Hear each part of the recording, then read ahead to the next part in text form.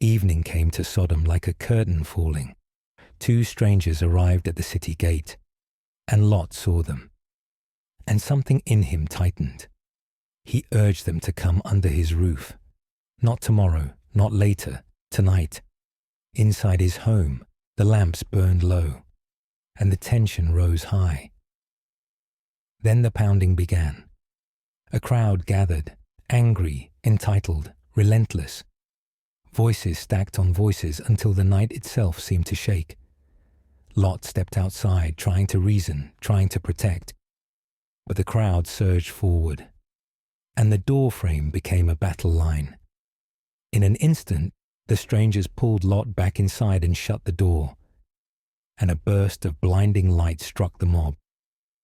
Men staggered, reached for walls, fell into each other, their sight stolen, their rage turning to panic. Then the warning came, clear, final. Take your family, leave, now. No bargaining, no delay, and above all, do not look back. Lot ran to his relatives by marriage, begging them to flee. But they laughed, brushing it off like a bad dream. Dawn broke, and still they hesitated. So the visitors seized their hands, pulled them into motion, dragged mercy through the last seconds of delay. Outside the city, wind whipped across the plain. The mountains stood far ahead. Safety, distant. Lot pleaded for a smaller escape, a little town nearby, and it was granted. But behind them, judgment was already falling. Fire came down, smoke rose up, the sky darkened with ruin, and in the middle of the flight, Lot's wife slowed. One step, one breath, one last pull of the past. She turned her head and looked back. Long pause. The wind swept through, and where she had been stood a pillar of salt.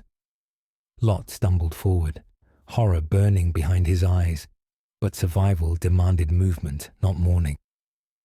Far away, Abraham stood on his ridge and watched the valley.